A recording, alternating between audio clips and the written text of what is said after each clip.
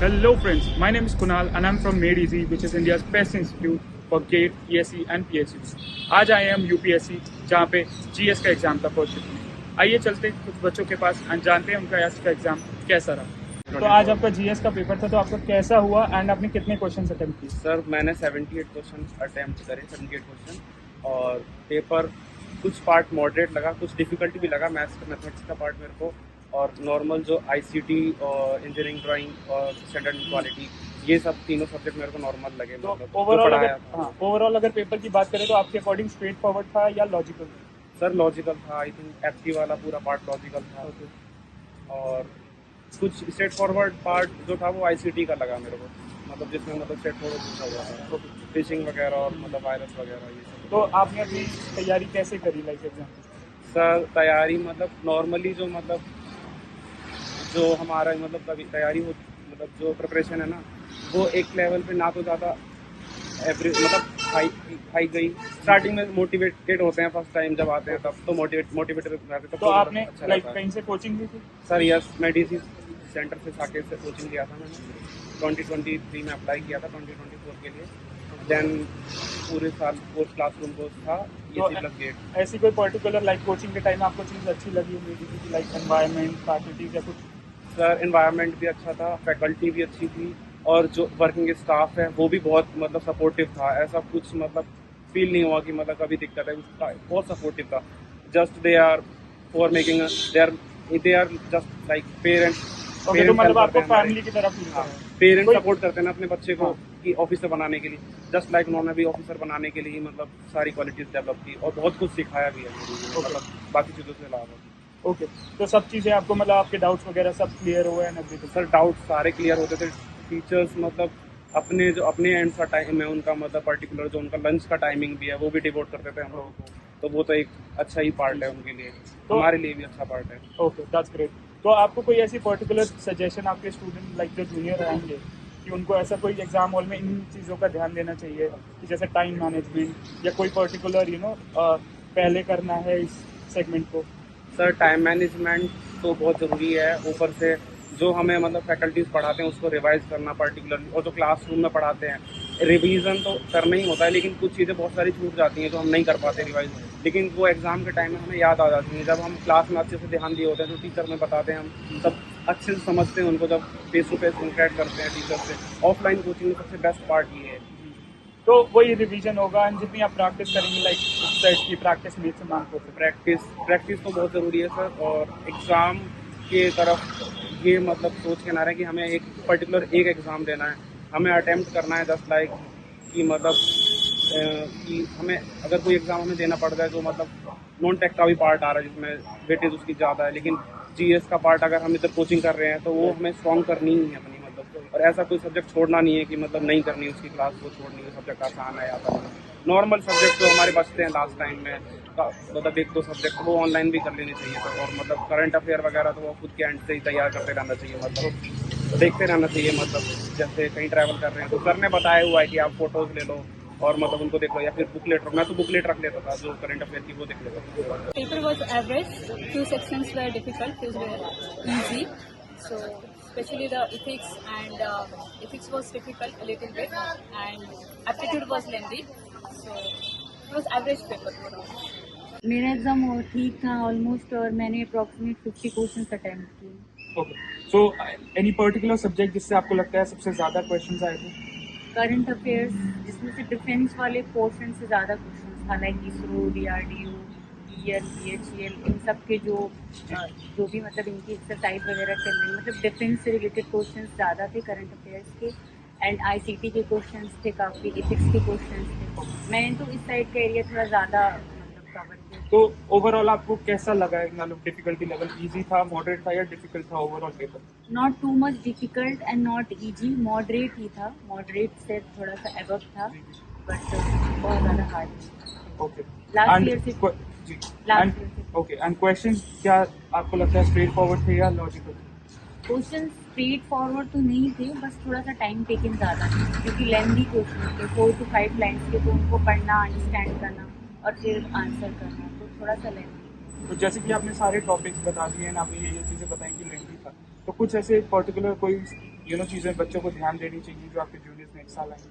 मेरे हिसाब से बच्चों को मतलब जो पूरा 1 ईयर का जो डिफेंस वाला करंट अफेयर है उसको बहुत अच्छे से ध्यान देना चाहिए, क्योंकि वो चीज़ें यहाँ मायने रखती है। लाइक DRDO, BL, इसरो, इन सब की जो एक्सरसाइज होती है और इंडिया की जितनी भी डिफेंसिव एक्सरसाइज वगैरह होते हैं वो किस किस देश के साथ कंसल्ट करते होते हैं, वो सारी चीज़ों को बहुत इम्पोर्टेंट होता है। तो आपने कहीं से कोचिंग ली थी?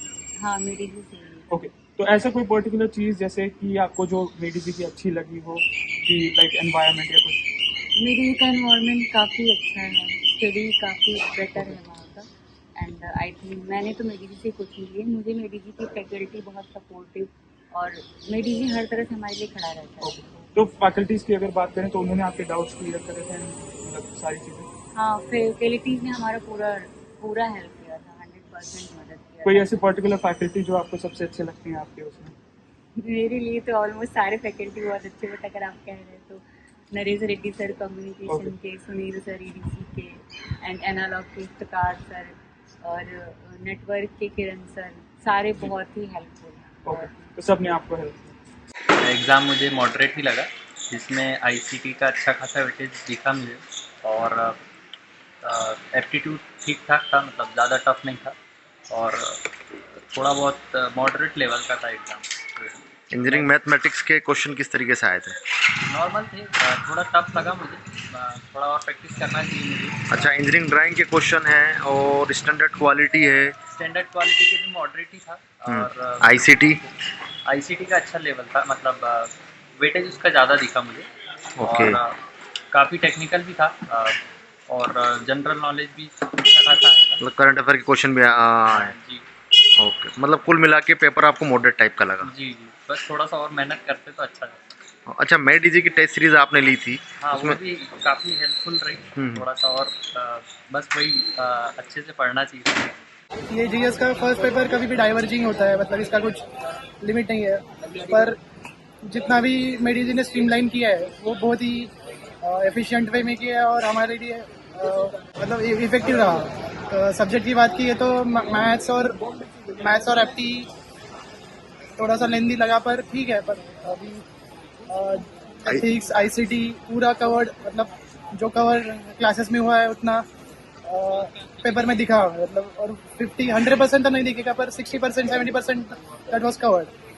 Principles of design, drawing, safety, सब क्वेश्चन ऐसे मिले, और स्टैंडर्ड्स, क्वालिटी प्रैक्टिसेस, वो भी इफेक्टिव वे में जो कवर किया था वही क्वेश्चंस दिखे गए। एग्ज़ाम ठीक था, एप्टीट्यूड और मैथ्स मतलब ठीक ठाक ही आया था, जनरल स्टडी का पता नहीं, और सिलेबस से ही आया था पूरा। तो ओके, एंड आज आपने कितने क्वेश्चन अटेम्प्ट किए? सर मैंने अराउंड 60 के अराउंड अटेम्प्ट किए, बाकी तो जो फिर नहीं आए थे तो मैंने छोड़ दिए, रिस्क लेने का कोई फायदा नहीं था। ओके, तो ओवरऑल अगर एग्जाम की बात करें आपके हिसाब से लेवल कैसा था? इजी, मॉडरेट या डिफिकल्ट?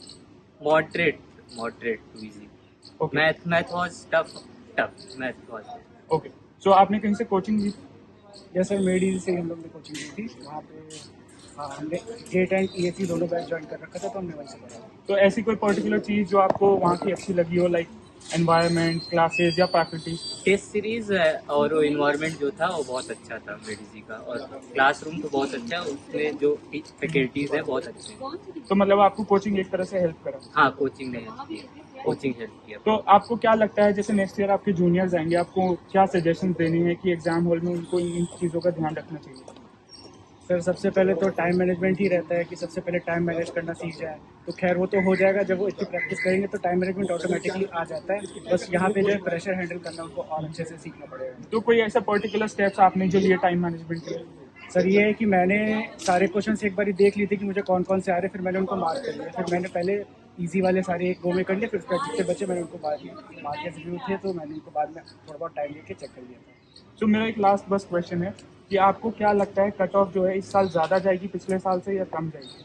कट ऑफ ज़्यादा ही जाएगी इस बार। एंड आपको क्या लगता है? जैसे इस बार थोड़ी ज़्यादा जाएगी। एग्ज़ाम तो सब सही था, लेकिन वही टाइम मैनेजमेंट का है, मैंने पूरा क्वेश्चन देख नहीं पाया, तो वही है कि इजी थे, बट मैथ FT थोड़ा टाइम टेकिंग था, वही मैंने कर दिया। ओके, तो ओवरऑल अगर एग्जाम की बात करें आपके हिसाब से डिफिकल्टी लेवल कैसा था? लाइक इजी था, मॉडरेट था या डिफिकल्ट था? ना ही डिफिकल्ट नहीं कह सकते, मॉडरेट ही कहेंगे, बाकी टाइम टेकिंग तो था ही मैथ FT। और कितने क्वेश्चन अटेम्प्ट किया आपने? मैंने वही अप्रॉक्स 50 to 45 तक की है। ओके, एंड आपको क्या लगता है कि आज का जो पेपर था वो स्ट्रेट फॉरवर्ड था या लॉजिकल था? नहीं, स्ट्रेट फॉरवर्ड सुनाई थे, काफ़ी सेंटेंस टाइप थी, तो रीडिंग करना फिर इसको इंटरप्रेट करना काफ़ी टाइम लगेगा। कोई ऐसा पर्टिकुलर सजेशन जो जूनियर्स के जो नेक्स्ट ईयर आएंगे आपकी तरह एग्जाम देने, तो उनके लिए कोई सजेशन? हाँ, सजेशन तो यही है कि पहले जो क्वेश्चन तुमको आए एक बार क्वेश्चन गो थ्रू हो जाओ, फिर उसके बाद अटेम्प्ट करो। ये टाइम वेस्ट मत करना कि जो क्वेश्चन नहीं आ रहे हैं उनके। ओके, बाकी तो इजी सब्जेक्ट पहले कर लेना। और कट ऑफ क्या लगता है आपको, इस साल कम जाएगी पिछले साल से या ज़्यादा जाएगी? नहीं, ज़्यादा तो नहीं जाएगी, ऑलमोस्ट उसी के आसपास ही रहेगी। मैथ्स थोड़ा सा टफ था और एप्टी का जो लैंग्वेज है वो थोड़ा लेंदी था, तो टाइम कंज्यूमिंग पेपर था, इसकी वजह से नंबर ऑफ क्वेश्चंस अटेम्प्ट्स मुझे लगता है कि कम हुए इस बार।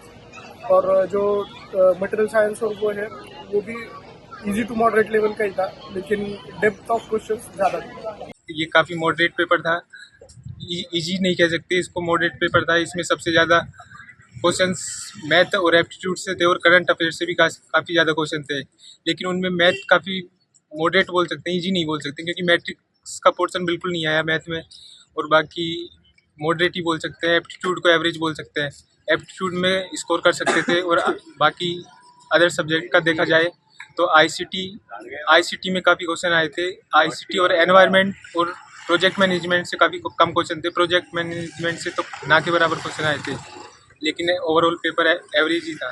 पेपर का जो लेवल था ऑल ओवर मॉडरेट लेवल था, जिसमें सबसे पहले जो टेक्निकल पोर्शन के अंदर इन्होंने मैथ और एप्टीट्यूड वगैरह मतलब काफ़ी हद तक टच किया, और करंट अफेयर भी काफ़ी हद तक आई।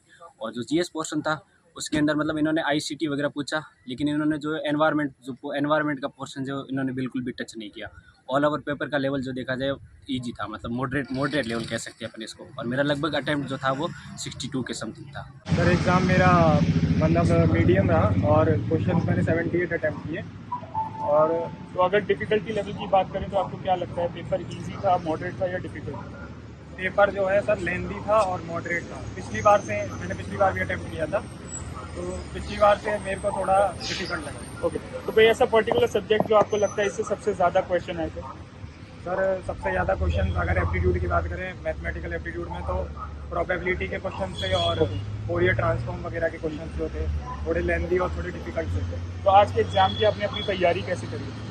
मैंने तैयारी सेल्फ स्टडी से और मैंने टेस्ट सीरीज प्रीवियस ईयर की टेस्ट सीरीज से। ओके, तो टेस्ट सीरीज़ आपने कहाँ से ली थी? टेस्ट सीरीज़ मैंने मेड इजी और भी कोचिंग इंस्टीट्यूट में। तो टेस्ट सीरीज़ लेने से आपको कुछ मतलब हेल्प मिली कि इन चीज़ों का बेनिफिट हुआ? टेस्ट सीरीज से ये होता है कि टाइम मैनेजमेंट और लेवल ऑफ क्वेश्चंस के बारे में आइडिया लग जाता है। ओके, तो आपको पता लगता रहता है कि अब मेरी कितनी तैयारी हो गई है, अब कितनी बची है। चलिए ठीक है, all the best, thank you so much.